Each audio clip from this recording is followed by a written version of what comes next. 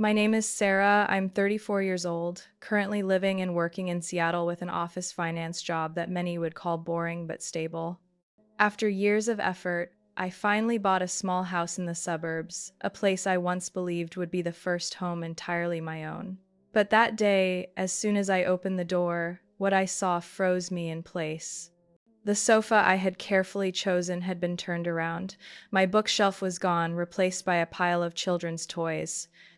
On the wall, my photo had been taken down, replaced by my sister Rebecca's wedding picture, with her 3 kids smiling beneath it.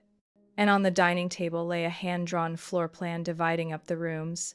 My bedroom labeled for Mom and Dad, my office marked Ellie's study room, and the living room, family common area. I stood there, speechless. Everything in the house I bought with my own hard work now felt like it had never belonged to me. Have you ever felt erased from your own life?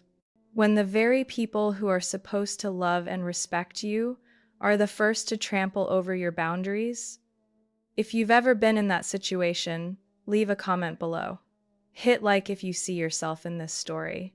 And don't forget to subscribe to the channel to hear the rest of my journey, not just about keeping a house, but reclaiming my life. And that story begins. From the moment I discovered they never once asked for my opinion, they just planned to take it. I stepped through the doorway, still reeling from the shock. The only sound was the faint press of my shoes against the carpet I had chosen to align with the light. Now it was turned crooked, distorted, just like the turmoil inside me.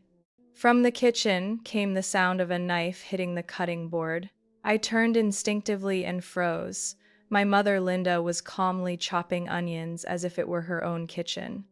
Rebecca was in the small bedroom I used as my office, tape measure in hand, mumbling measurements. Mark, my brother-in-law, sat on my sofa, remote in hand, feet propped on my glass table like it had been his habit for years. "Sarah, you're home already?" my mother said, turning her head, voice light, as if nothing was out of place.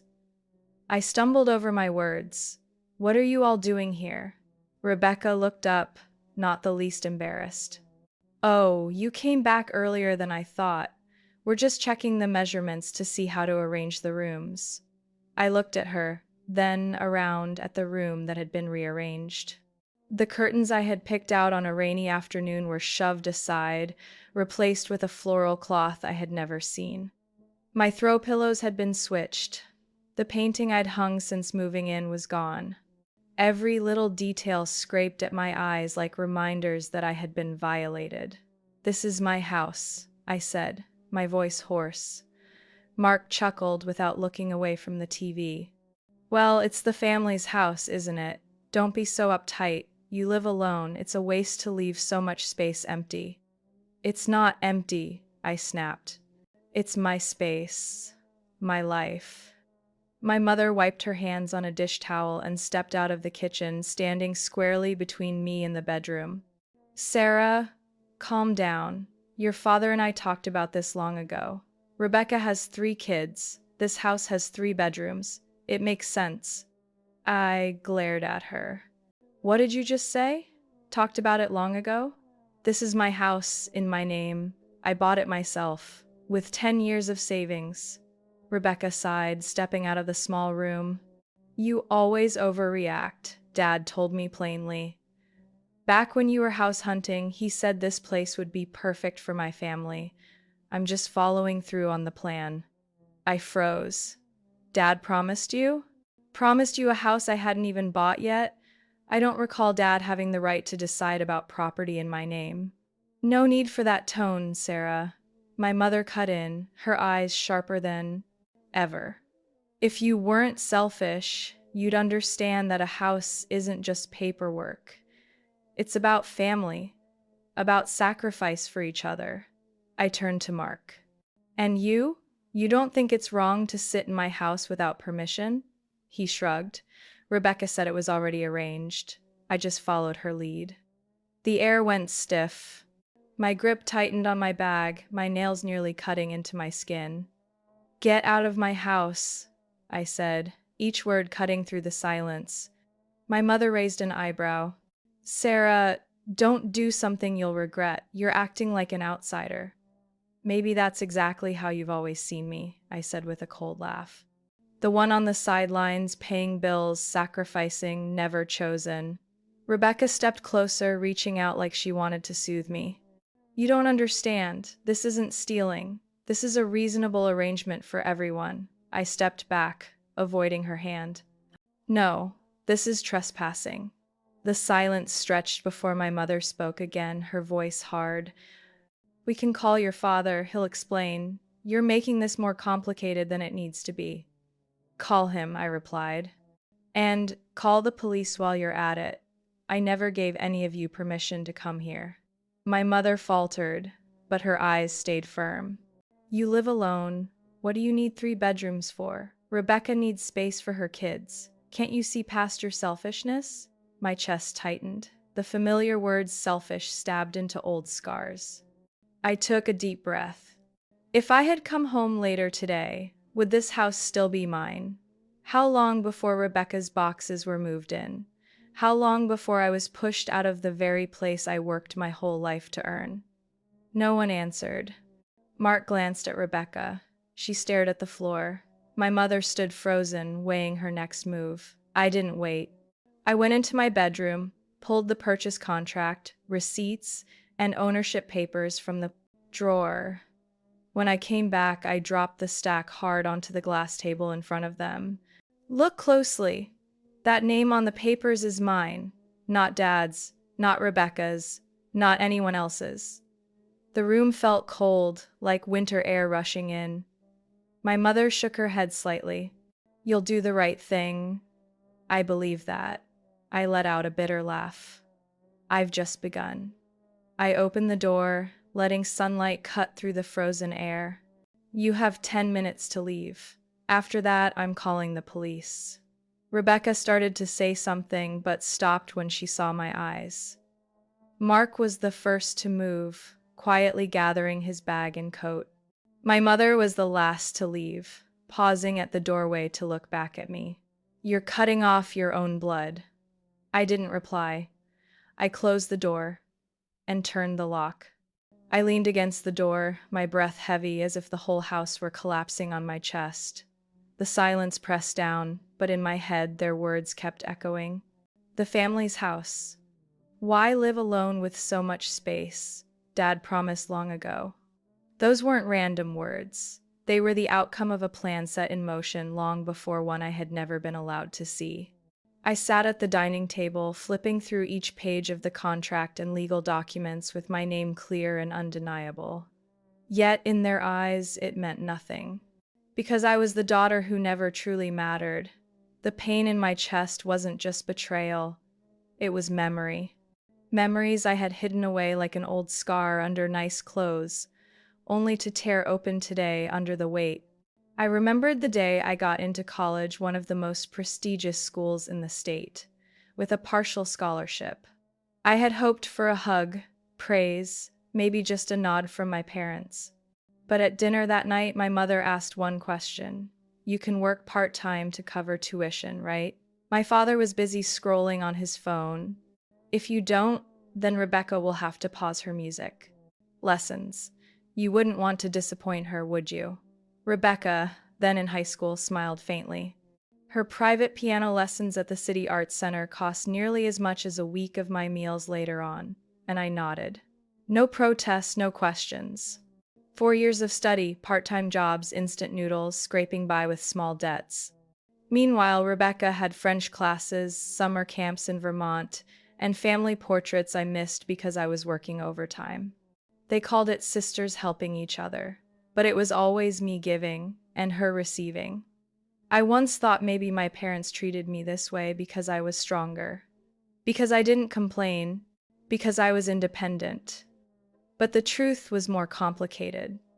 When I bought this house, I believed I was finally starting a new chapter.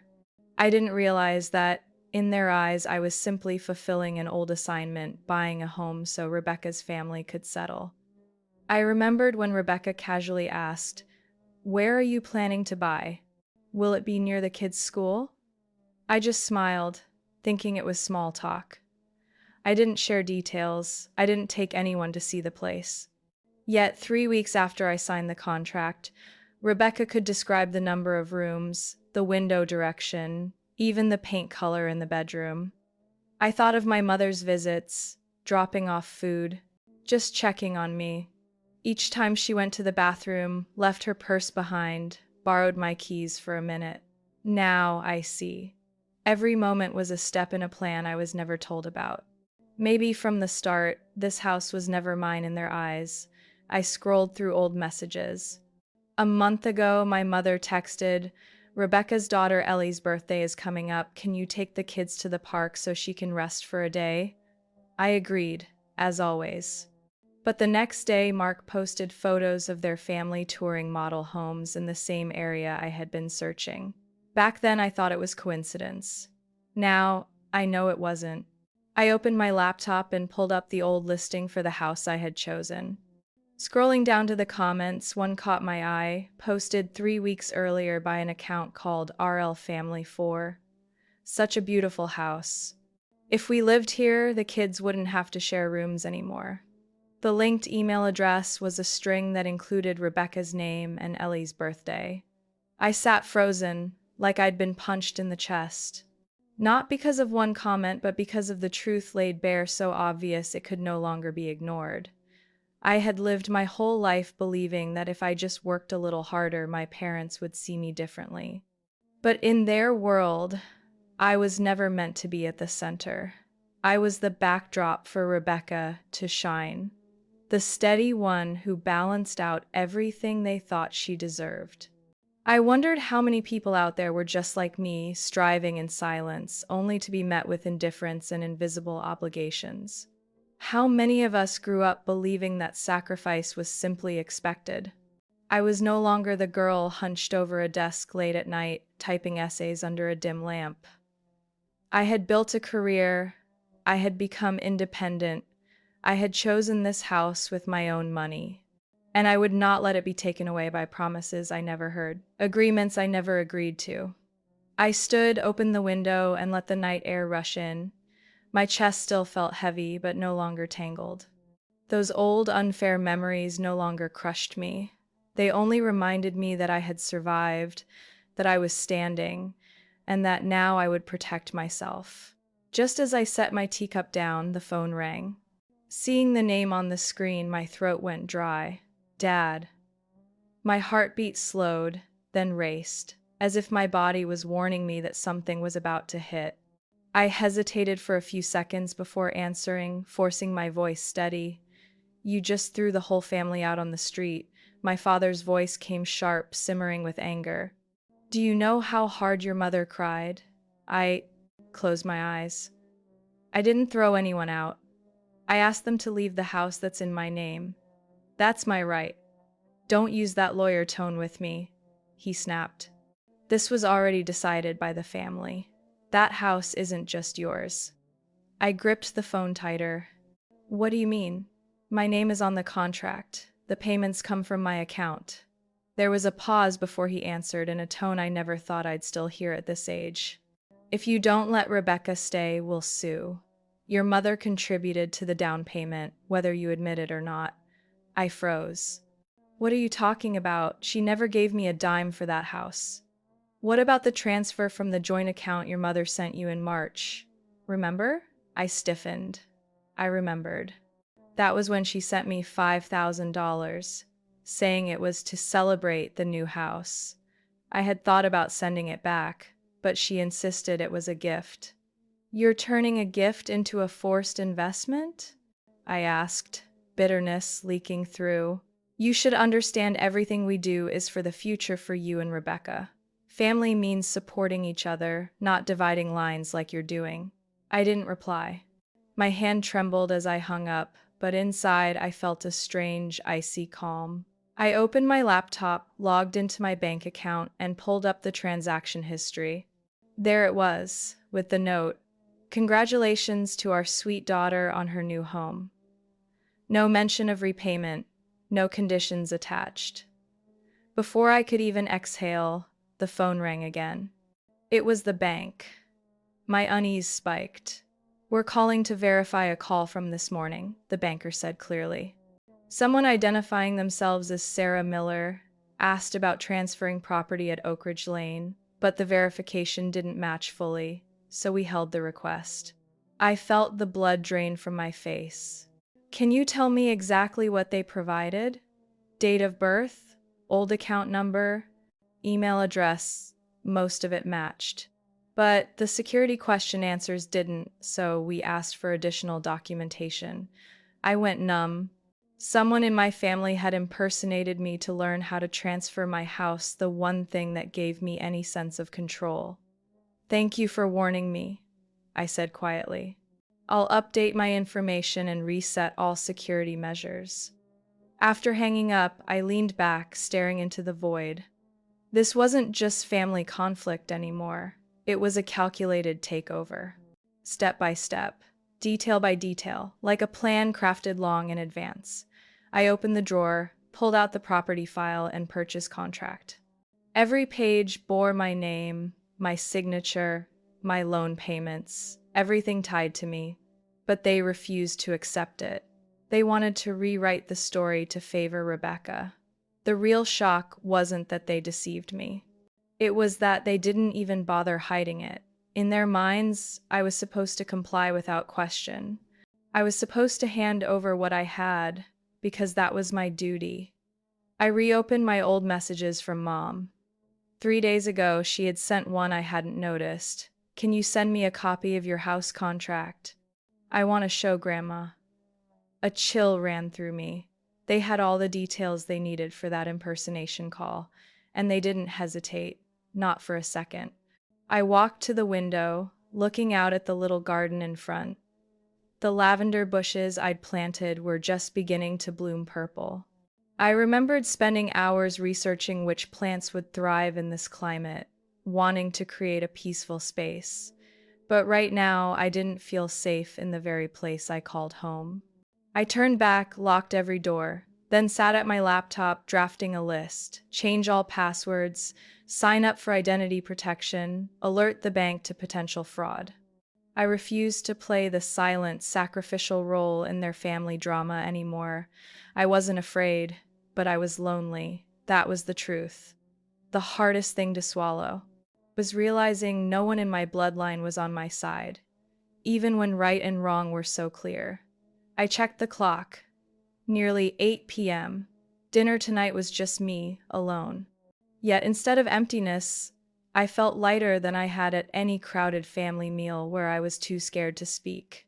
They had tried to take my house. Now I knew the truth. They never saw me as someone to protect.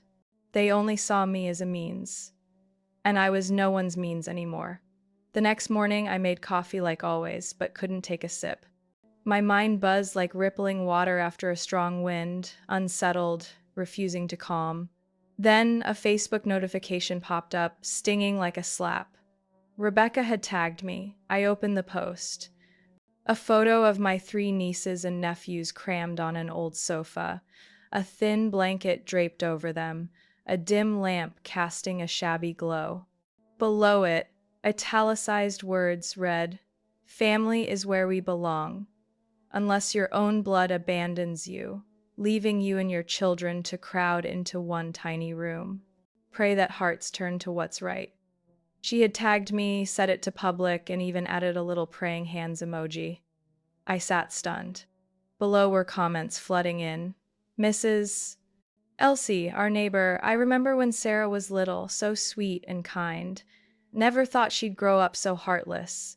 Miss Connie from First Grace Church, God teaches us to help those in need, especially family. I hope Sarah remembers that." Another, "Rebecca has always been such a devoted mother. This is heartbreaking. No one should let her suffer like this." It felt like I'd been stripped bare and hung in the town square. While no one asked for my side, no one cared to know the truth. I lifted my head toward the window. Morning light, once comforting, now only exposed every injustice. The doorbell rang at 9 a.m. I checked the camera.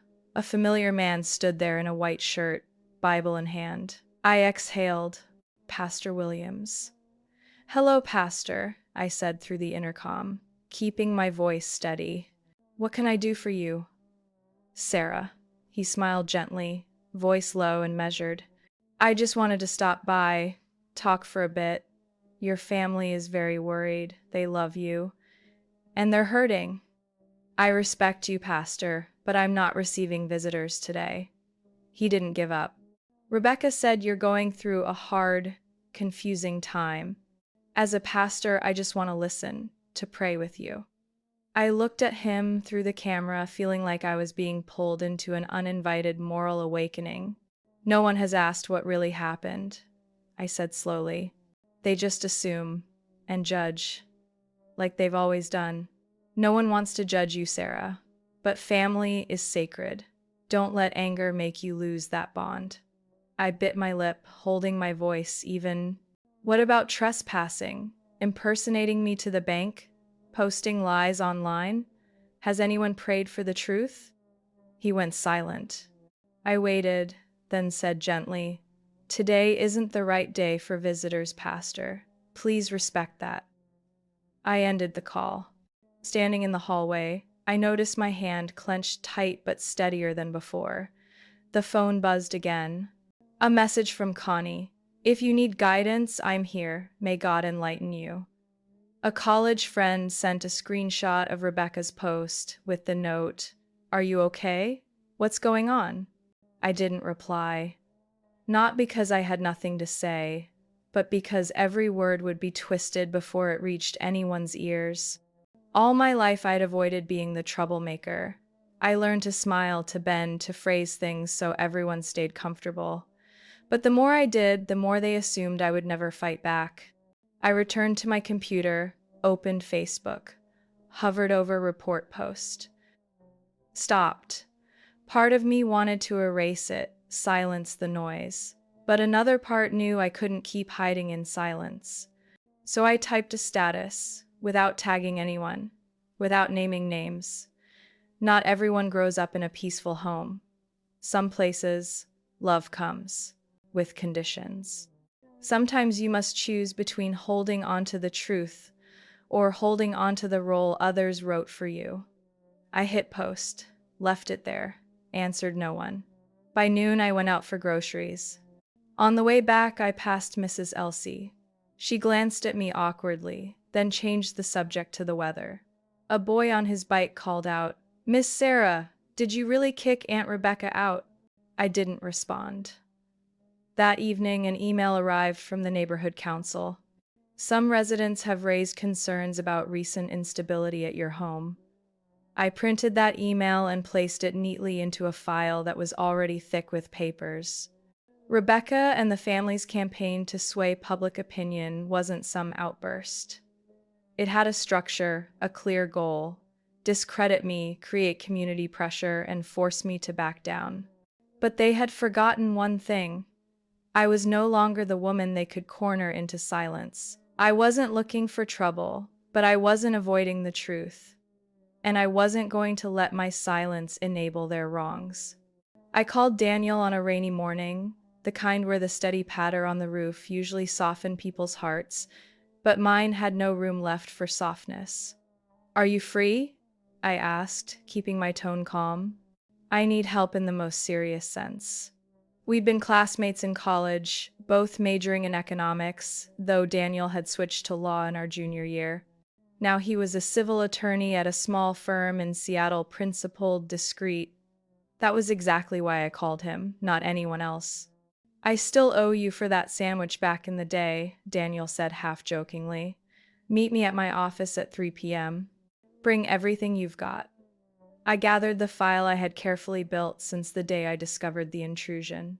Copies of text messages, screenshots from Facebook, notes about the impersonation call to the bank, emails from the neighborhood council, even printouts from the security cameras I'd recently installed. At 3 p.m. I sat in Daniel's small office, watching as his eyes scanned each page, like he was reading a criminal indictment, not just a family dispute. "Rebecca hired a locksmith?" he asked, lifting a sheet closer. "Yesterday, at 11:30 a.m. She brought two of her kids, said it was to visit the house. When I checked the cameras, I saw her standing back while the man pulled out his tools right at the door. Did you call the police? I almost did, but I hesitated. I still haven't gotten past that barrier, Daniel. Calling the cops on my own sister, No one should feel guilty for protecting their legal rights, Daniel said firmly. They're exploiting family ties to control you. His words sank into me like they were carving into bone. Daniel flipped through the rest of the evidence, then looked up, eyes serious. I can draft a legal warning letter demanding they cease all trespassing, defamation, and impersonation. If they keep going, we'll have grounds for a lawsuit. But you need to be ready to see this through. I sat in silence for a moment, then nodded. I didn't start this, but I won't let them end it on their terms. After leaving Daniel's office, I stopped at a security equipment store. Within 2 days, a team of technicians installed a full system around the house. Cameras at the front gate, side paths, backyard, hallways, and first-floor windows. Each one had night vision and instant alerts to my phone. I also replaced every lock with keypad and fingerprint access. No one could borrow a key anymore. Every text, every call from family, I documented time, content, even the emotions it triggered. Not out of spite, but so no one could dismiss me as too sensitive or say I remembered wrong. A week later, while driving home, I got a motion alert at the front door. I pulled over to check. Rebecca stood there in a long coat, holding Ellie, her eldest. Beside her was that same middle-aged locksmith, toolkit in hand. I called the police right from my car. "My name is Sarah Miller," I said clearly. "Someone is trying to break into my home. I have video footage. It's my sister and a man with her. They don't have permission. The nearest patrol will arrive within 10 minutes. Please stay at a safe distance." The dispatcher replied calmly but firmly. I didn't approach the house. I parked across the street, phone in hand, eyes fixed on the screen. 2 minutes later, the locksmith hesitated when I didn't show up like before. Rebecca frowned, said something to him. Just then, a patrol car slowed with its lights flashing. I stepped out, raised my hand, and walked toward the officers. "Hello, I'm the one who called. That's my house. They're not allowed in." The officers nodded and moved forward. Rebecca saw me and her face shifted shock, then fury. "You called the police? You really did that, Sarah?" "You were trying to break into my house," I answered flatly. "And I have all the evidence." The locksmith immediately raised both hands, backing away. "I didn't know anything. She told me the homeowner approved. I don't want any part in this." "Do you have written authorization?" one officer asked. "No, I didn't get that yet. I just came to take a look." Rebecca cut him off. "I only wanted to show my kids their new home. My mother said this house was meant for us. Sarah knows that." I didn't bother arguing. I just played the video from my phone, showing them arriving, the locksmith pulling out tools. The officer turned to Rebecca, voice firm. "You cannot enter this property without the owner's consent. We'll log this incident as a warning, but if it happens again, you could face criminal charges." Rebecca stared at me like she didn't recognize me. "You've changed, Sarah. You're not family anymore." I met her gaze. "Maybe I never was. You just never noticed." The officers made them leave, filed their report, and ensured I was safe. I returned home as dusk fell, my footsteps heavy on the damp sidewalk. For the first time in my life, I had called the police to protect myself, and I felt no guilt, no shame, no hesitation. I felt certain I had just laid the first brick of a boundary they would never cross again. That Saturday afternoon, Mom called. Her voice soft, as if no one had stood outside my door with a locksmith days earlier. "Your father thinks maybe we should all sit down, talk properly," she said haltingly. "Tomorrow night, 6 p.m., at your grandparents' house. No outsiders. Just family." I paused before answering. If anyone else shows up to see the house, you should warn me ahead. She sighed. Sarah, don't be sarcastic. I just want you kids to understand each other. I nearly laughed aloud. Understand each other? After everything, they still believed this was just a misunderstanding. Still, I agreed. Maybe out of curiosity, maybe because I needed to see how far they'd drag this performance. Sunday evening, I drove to my grandparents' old brick house tucked among pine trees, the place I used to bake with Grandma every holiday season. I had once thought of it as the last safe refuge when the world got too heavy. The door opened, and the smell of stew and fresh bread met me. The table was set with the heirloom china Mom only used for important guests. Everyone was already there, sitting on one side of the table like roles had been pre-assigned. Dad, Mom, Rebecca, Mark, and my grandfather. I walked in, sat opposite them, feeling their tense eyes converge on me. Thank you for coming, Mom said, hands resting on her glass to mask her unease. I nodded slightly. You invited me. I came. No one touched their food. The air was thick. Rebecca glanced at Dad. He gave a small nod. Dad placed a pale yellow file on the table. We've come up with a fair solution, he said, like presenting at a meeting. I didn't reach for the file. What solution? Mark spoke for the first time since I arrived. We've found a broker ready to buy your house. If you sign here, they'll purchase it at market value. Then you can use that money to buy another place nearby, Rebecca added, and my family can settle down. I glanced at the contract, already filled in. The only blank space was my signature. Did I ever say I'd sell my house? I asked, eyes sweeping across them. We all have to compromise, Sarah, Mom said softly. That house is too big for one person. Meanwhile, 3 children are crammed on a sofa. That's Rebecca's choice, not my fault. Don't say that, my grandfather spoke, his voice making me freeze. I turned to him, the man I had always believed was the only fair one. When Mom scolded, when Dad ignored, when Rebecca overshadowed, he had been the one who listened, or so I had thought. If you look at the bigger picture, he said, you'll see a mother with 3 kids needs a home to stabilize her life. And you live alone, with no obligations, no responsibilities. You'll have plenty of chances. Each word sliced into me. You mean because I don't have a husband or children, my house should go to someone else? He looked at me steadily. Those who carry on the family need a place to build, not someone solitary, closed off. I leaned back, the room shrinking around me. I turned to Mom. Did you hear what he just said? She bit her lip, avoiding my eyes. He only means, no need to explain. I cut her off. He said exactly what he thinks. And so do all of you. You've already decided, just waiting for my signature. Rebecca rushed in, voice dripping with false warmth. I don't want you to feel pressured.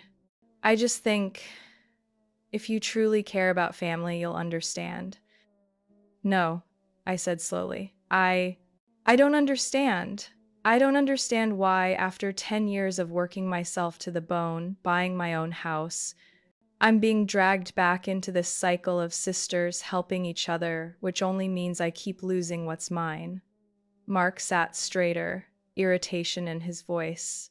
Everyone here has sacrificed. And you think you're the victim? I looked at him, my voice calm to the point of cold. I'm not a victim. I'm someone who's been hurt because I stayed silent for too long. I stood up, grabbed the contract, and tore it in half. No one spoke. My father clicked his tongue, and my grandfather shook his head, as if I were a child who had ruined a sacred family ceremony. I came here to listen, I said, standing tall.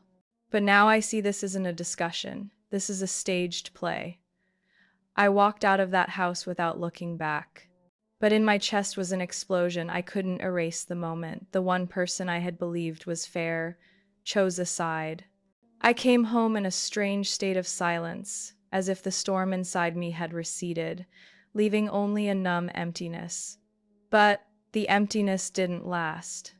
The moment I crossed the threshold, betrayal surged again, like water rising to my eyes.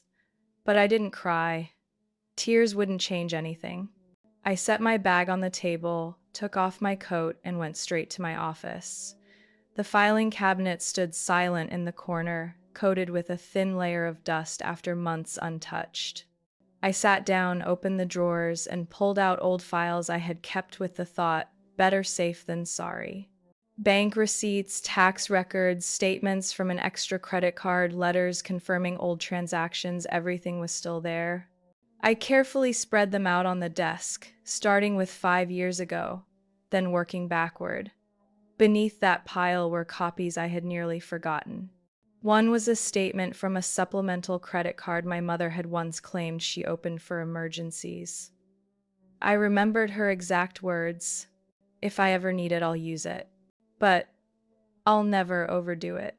In the expenses section, I saw a string of purchases at a luxury furniture store in Tacoma, then regular payments to a family fitness club in Bellevue. I'd never set foot in those places, yet the primary account holder's name was mine. A year earlier, there was a payment schedule for a brand new SUV monthly installments that stretched over 2 years. I never drove that car.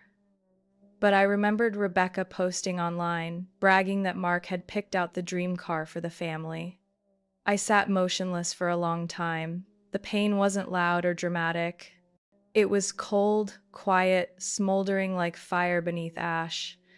I turned to the loans section. Among the old bank printouts was a request to open a line of credit against collateral. I had never signed it. My name was there, but the signature wasn't mine. I checked the transaction date, nearly 2 years ago, while I was in New York for a company conference. I wasn't even in Seattle at the time. I pulled up my phone, checked old emails, flight records, meeting schedules. Everything matched. I straightened in my chair, reached for my notebook, and began building a list. Cash transfers to my parents labeled as household contributions, holiday expenses. I was asked to cover my share.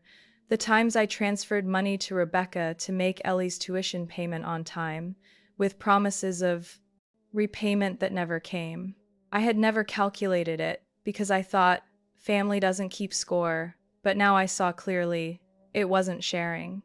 It was a long chain of exploitation, wrapped in the name of love. I checked my bank account again, focusing on the transfers I'd made to my parents' joint account. I had believed, as my mother said, it was to help with the house. Now I saw that every time I transferred money, within days it was spent. Electronics, stores, jewelry, spa services. One large withdrawal on Mark's birthday, a deposit for a restaurant party downtown I hadn't even been invited to. I reopened an old company email confirming I'd once taken an unpaid week off to babysit my nieces and nephews while Rebecca went on vacation with a friend. That day, my mother had called and said, "If you love the kids, you'll help out. Rebecca needs rest." I took the time off. No one asked how much pay I lost. No one asked if I needed anything. Now, all of it linked together. Since sophomore year in college, I had worked, taken weekend shifts, pulled overtime, building my career steadily, never leaning on anyone.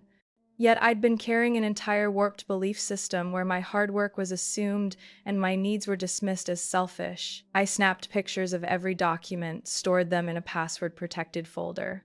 Then I sent copies to Daniel with a single note. "Start here." He replied within minutes, clear as day. "This isn't about feelings anymore. This is financial abuse. We'll take it apart, piece by piece." I sat in the dark, the glow of my laptop screen lighting the papers spread across the desk. There was no doubt left. They hadn't just planned to take my house. They'd been taking from me for years. The only difference was, now I wasn't letting it slide. That evening, I called Aunt Susan, as sunlight slanted through the kitchen window. "Can you meet me this weekend?" I asked. "I need you present for something important about the family." She paused. She was my mother's youngest sister, the only one who had ever quietly slipped me a graduation card with a small check tucked inside, along with one note: take care of yourself. Don't wait for others to remember. Sarah, I'll be there. Just tell me when and where. I also texted Michael, my cousin, Uncle Franklin's son. He rarely had contact with the family drama, but he kept polite ties on holidays. I sent him a screenshot of a message between my mother and me, along with a bank statement showing my name being used. Minutes later, Michael replied, "This is worse than I thought. Tell me what you need." I chose a second-floor conference room at the community library downtown. Formal enough, private enough, most importantly not belonging to anyone in the family. I scheduled it for Saturday morning at 10 a.m. I didn't give full details, only said it was a meeting about property disputes that needed clarification. My mother responded, "If you're planning more drama, I may not come." I sent one line back, "I have legal evidence. If you refuse, I'll send it directly to all relevant parties." By 10 a.m., I arrived 30 minutes early with Daniel, carrying 2 boxes of files, a laptop, and a small projector. Aunt Susan and Michael came right on time, polite but tense. 10 minutes later, my parents, Rebecca and Mark, arrived. They sat grouped together on one side of the table, eyes sharp, like they were walking into a courtroom. I stood, scanning the room, then began. "Thank you for coming. I didn't arrange this to cast blame. I arranged it because I need to make things clear, not through endurance, not through silence, but through evidence." Daniel began the presentation with the first images, footage from my home security cameras, the day Rebecca showed up with the locksmith, every frame undeniable. Rebecca shifted in her seat, lips pressed tight. Next was the recording from the bank call, provided under legal request. My mother's voice filled the silent room. "Yes, this is Sarah Miller. I need to ask about transferring property on Oak Ridge Lane." Aunt Susan frowned. "Linda?" My mother turned toward her, eyes pleading. "You don't understand. I was only trying to find a solution for the whole family." Daniel continued, displaying bank statements, the supplemental credit card, unsecured loans, cash transfers from me into my parents' account. Each explained briefly, clearly. "This is the total financial burden Sarah has carried over the past 8 years, Daniel said flatly. "From tuition payments for her niece to a car for Mark, all traceable through bank records." Michael pushed his chair back slightly, arms folded. "You took out loans in her name? Without permission?"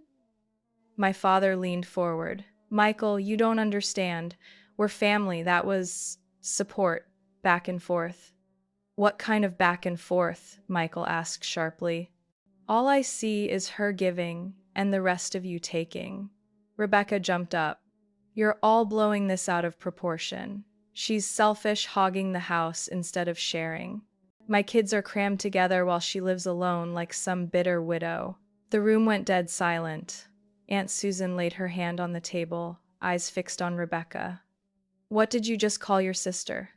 Rebecca froze, but didn't take it back. I sat steady, staring straight ahead. "I don't need pity. I just need the truth spoken." Daniel presented a draft legal complaint, ready if my family continued trespassing, defaming, or impersonating me in any way. My father shook his head. "You're tearing this family apart," I answered as calmly as I could. "No, this family cracked a long time ago. I'm just the first one who stopped covering it with a pretty tablecloth." Aunt Susan looked at me, her expression softening. "What do you need from everyone?" "I need the abuse to stop," I said plainly. "I need whoever used my name for loans and purchases to take responsibility. I'm not asking for repayment, but I won't let it continue." No one argued. Mark lowered his head. Rebecca turned away. My mother wept quietly but said nothing. The room's energy shifted.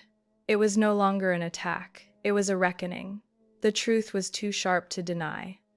I looked around and knew this was a turning point. Not because they apologized, but because I had stood up. In front of them, and in front of myself. I thought after that meeting it would end. I thought once the evidence was laid out, undeniable, they would retreat if only out of pride, but I had overestimated their sense of restraint. 3 days later, I got a message from Marcy, a coworker in the finance department. She sent me a link with a short note. "Are you okay?" It was a public post on a local forum. Anonymous account, but the phrasing, the tone, the style, I knew it was Rebecca. The post began with feigned sorrow. "We never wanted to put family matters online, but it's heartbreaking to see my sister trapped in debt, stubbornly clinging to property as a way to prove herself. The house our parents spent their lives saving for is now about to be foreclosed just because of her selfish pride. My 3 children have to suffer, cramped together, because of her refusal to cooperate. Please, if you understand, pray she softens her heart toward her family." Below were the usual comments. "Praying she wakes up soon. Sometimes people only think of themselves. I've been there. My advice is to just endure." This time there were no more pictures of kids curled up on the sofa. No more sad eyes used to stir pity. Rebecca had changed tactics. She built an entirely new version of the truth, then sat back, waiting for public opinion to do the rest. A chill ran down my spine. I wasn't in debt. My house wasn't in foreclosure. That house had been bought with my own money and a mortgage in my name, paid on time for 32 straight months. But with a carefully spun story, Rebecca was step by step turning me into the troubled one, the burden, the fraud behind a thin mask of independence. I opened my laptop, saved the entire post, took screenshots of every comment, timestamp, and the temporary IP address of the anonymous account. I sent it all to Daniel. Less than an hour later, he called back. But not just about the post. "Sarah, there's something else," he said, his voice different from usual. "Today I checked the county notary records after a clerk's tip. A will was filed 6 weeks ago." I frowned. "What will?" "Drawn up by Richard Miller, your father. It states clearly that full rights of use and ownership of the Oak Ridge Lane house will transfer to Rebecca Miller to ensure her family has long-term housing. It was notarized by a local officer and witnessed by 2 people. One of them, your parents' neighbor." I froze. "But that house is in my name. They can't bequeath what they don't own." "Exactly. That's why I think they're trying to create a legal smokescreen. If a lawsuit happens or the bank gets involved, they could try to prove the house was promised to Rebecca earlier, framed as a family arrangement." It felt like the air had been sucked from the room. Daniel went on. "I've requested the full copy of the will and statements from the witnesses. There are signs your parents deliberately created the impression that the house was communal property, even though the deed is solely yours." I steadied myself with a hand on the table. "What do you think they'll do next?"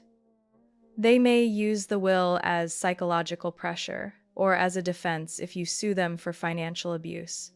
But if you react slowly, they could spin public opinion against you, damaging your reputation at work and in the community." I gave a short laugh. "So they want to win with emotions. If they can't win legally, they'll use public belief." "But I have good news," Daniel said slowly. "I just heard from a colleague in Colorado. The regional finance office is looking for a new director. They asked if you'd consider relocating if nominated." I went silent. The house I once thought was the proudest achievement of my life had become a battlefield. Every room had been touched without my consent. Every corner reminded me of being exploited, scrutinized, stripped of identity. I glanced out the window. The lavender I planted was still there, soft purple in the morning sunday, but even its fragrance no longer felt safe. I typed a short email to Daniel. "Send me the full copy of the will, and tell Colorado I'm interested." I wasn't giving up. I was pulling myself out of a swamp I hadn't created. I had stood firm when they shredded my dignity with words. Now I would rise and leave by my own choice. No one could force me to stay, and no one could call it running away. That Sunday afternoon, I returned to my grandparents' house, the place that had once symbolized shared meals, not fights. They were all there again. My mother wore her familiar floral dress, glancing at me only to look back down at her teacup. My father sat with one leg crossed, face cold as stone. Rebecca had her arms folded, eyes fixed on the window. Mark was absent. Aunt Susan and Michael were there too, sitting at the head of the table, serious but less tense than before. I set a file case on the table, opened it gently. No threats. No lawyer at my side, just a copy of the property transfer contract, bank documents confirming the sale, and a photo I'd taken in front of a new house being built in Denver. I didn't come to negotiate, I said, voice low but clear. I came to inform. No one replied. Only the wind through the old wooden window. I've sold the Oak Ridge Lane house for $20,000 more than I expected. The buyers are a young couple with their first child. They loved the backyard and the wall where I painted lavender by hand. I passed the contract copy to Aunt Susan. She studied it carefully, then looked back at me with a visible sense of relief. My mother spoke first, her voice trembling. You sold the house without asking anyone? I met her eyes. I didn't need to ask. That house was never anyone's but mine. Yet all this time, you tried to make me believe it was a debt I owed, something I had to share or else be branded selfish. Rebecca shot up from her chair. You think you've won? You're walking away, abandoning family, just to protect your pride? You're running? I tilted my head toward her. I'm not abandoning anyone. I'm leaving a place where I was never truly allowed to be myself. I turned to my father, who had stayed silent, but whose hand clenched tight on his knee. You signed a fake will, assigning property you didn't own to someone else. You can call it good intentions, but legally it's a violation. I've submitted copies and evidence to the county office. I won't press charges, but the record is there in case anyone tries again. Still no response. My mother looked to him as if waiting for something, but all she got was silence. I drew a deep breath. I've accepted the position of Regional Chief Financial Officer in Denver. The company just opened a new office. I'll be moving there next month. Rebecca smirked, but didn't argue. She must have realized there was nothing left to hold on to. I turned to Michael. You asked me what I needed from the family that day. Now I have an answer. He nodded, waiting. I don't need money. I don't need late apologies. I just need recognition that I am an adult, with the right to keep what I've earned, with the right not to be bound by titles like daughter or sister when they're used to erase the fact that I am a person. Aunt Susan gently laid her hand on mine. She didn't speak, but the touch softened me inside. I looked around at the familiar faces that now felt distant. But I wasn't angry anymore, just clear. After today, I won't engage in any more arguments. You can all live as you choose, and I will live as I choose. My mother bowed her head, whether in tears or exhaustion I couldn't tell.